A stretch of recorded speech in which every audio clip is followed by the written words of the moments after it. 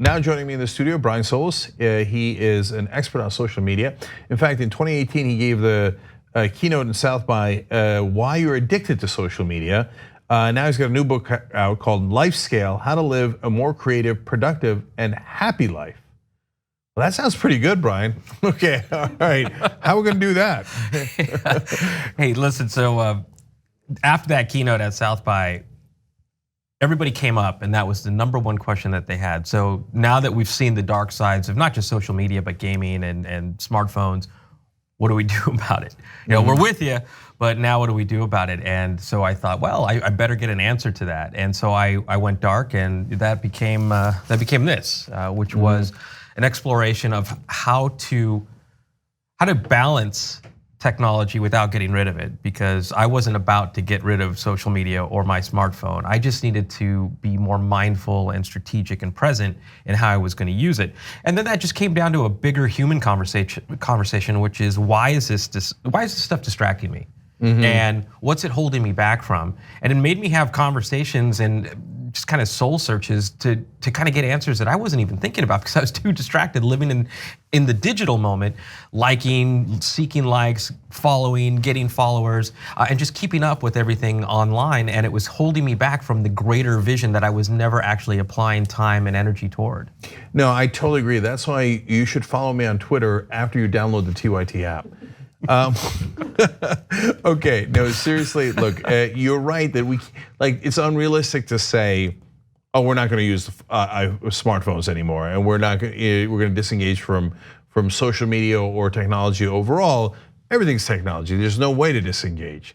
Okay, so there's one part in here that I'm a little skeptical about. Okay, and I want to ask you about it, because it says that it takes an average of about 23 minutes and 15 seconds to return to your original task after an interruption. So if you went on your phone and you texted something or you tweeted something, 23 minutes 15. Really? That seems like an incredibly long period of time. So if you're, let's say you're writing a chapter for a book, or let's say you're writing a script for your next screenplay or your show, that takes flow, that takes deep concentration or deep work, right? And so when you're in that state, it's like Inception. Your levels down into that work.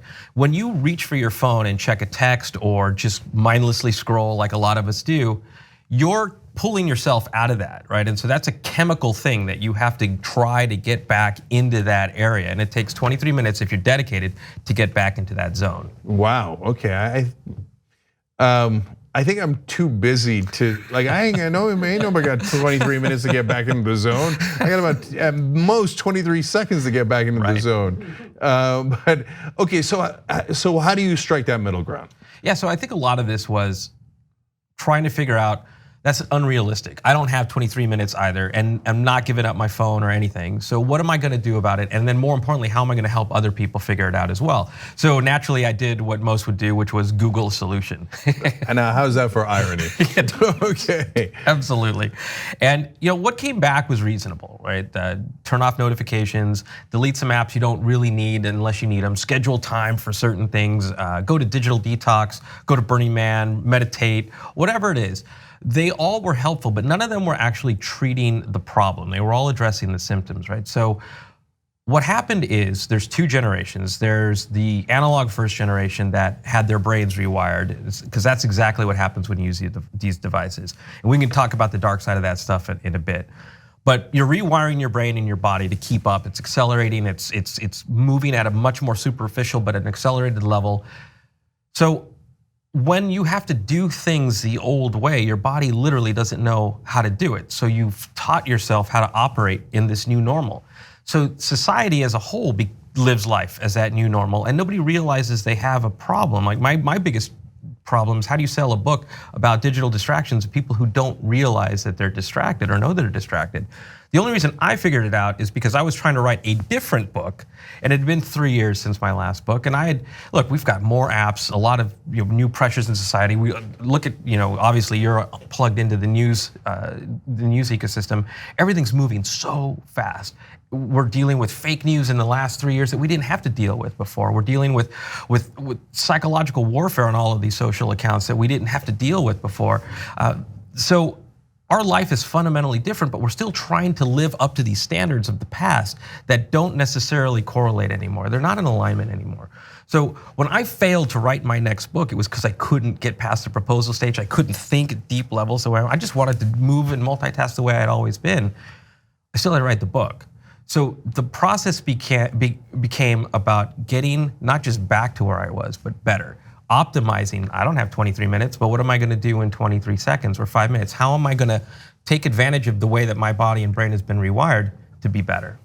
So let's talk about the rewiring, because that's really interesting. And just a quick side note, when you were talking about this, like the fake news, and I realized my phone's a battlefield, right? Yeah. When I go back on there, there's trolls, there's bots, there's armies, there's this, there's that, and you have to wade through it. And Trump has kind of sped up the news cycle as well. Like he's in a sense, I don't want to say the right president for a goddamn thing, but I'm saying like for the moment of like in this incredibly fast-paced environment, you get a product like Donald Trump, a fast-paced president that creates so many controversies in a day that you can't keep up. It used to take years for a president to create that many controversies. He does it in one day.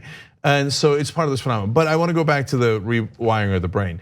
So how does social media rewire your brain? Well, I'll compare the two, right? So in the same way that Trump spins up everybody, it's intentional because that's how he controls the media cycle. And at the same time, it's a strategy he's long employed with his legal opponents, which is wearing people down. On the social side of things, whether it's Trump or whether you're keeping up with everything, you're losing the ability to not only dive deep, but you're losing empathy. You're forgetting about things in the past. It's you have almost this fatigue of all kinds of things. Even your friends are raising money for great causes. You're just like, what's the next thing? You're moving so quickly that it's hard to kind of let yourself be in that moment and take charge of that moment. And for the most part, we don't think it's a problem because it's not. You're on to the next thing. But to answer your question more specifically, there's a gentleman named Tristan Harris, and he was an early Silicon Valley legend for a lot of these social networks. And now he's sort of the whistleblower. And he talks about the design techniques like persuasive design or intermittent variable rewards that go into these apps and games that get you hooked. They literally release 6 different chemicals in your body by the way that they're designed. Just physically and chemically, that's one way. Then there's the emotional design, right? So if you share something online and you don't get enough likes, you feel like horrible, like less of yourself. If you're looking at your friends' posts and they're living their best life and you're not there, you feel like you're missing out. You feel less of yourself. And so it starts to affect things like self-esteem. It even leads to depression, all because these design techniques weren't intended to do that. They just didn't think about it. What they were designed to do was grab your attention because that's the commodity that they sell. And the more of that attention that they have, the more that they could grow the network, the more they can monetize that network. I realize now why I'm slightly impervious to it, because we get so much incoming hate and bombardment of comments sent to us, et cetera, through all these different social media. Because when somebody doesn't like what I wrote, I think, idiot. I don't internalize it at all, okay? So that's the right answer. All right, no, seriously. So I get it, and I've talked to a couple other guests about this too, that if you think about it for a second, it's very logical. If you want, like, maybe the best example is gaming. If you want people to play your game longer, you're going to design it to trigger both chemically, your brain in every way, but also emotionally to get you to stay on that game or stay on that platform if it's social media.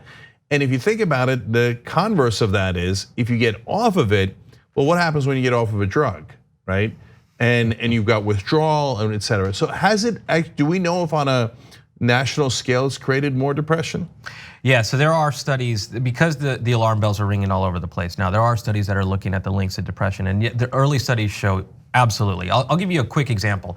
I did a secret research project for a global beauty brand, and my job as a digital anthropologist was to study the effects of Instagram and Snapchat and other social networks on the definition of how a woman would define beauty and self-beauty, and then also what effects it had, if any, on self-esteem and everything associated with that. And I will tell you just 100%, I quickly switched from an analyst to a therapist in every one of those sessions because people are trying to live up to these standards that no one's talking to them about because it's the new normal. Their parents don't understand what they're going through. Their parents, in their own way, are digitally addicted as well. And so we're not necessarily seeing the effects it's having on us in the long term until someone reaches out and has that conversation, right? So I think medical professionals, health and wellness professionals, they're all not prepared to deal with the extent of what's happening to us. So that's a great point. Another author pointed this out too, and I hadn't thought of it until that I read the work of people like you, right? Is that social media also does this effect where it lifts up certain people, whether it's based on beauty or anything else, or even expertise.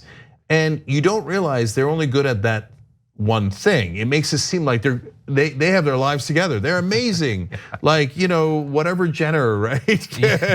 is, but she doesn't know math. Right, I don't know that for sure, right? But she's good at wearing the right clothes and looking a certain way. And on the other hand, Bill Nye the Science Guy is great at science, but maybe he's not necessarily good at other things.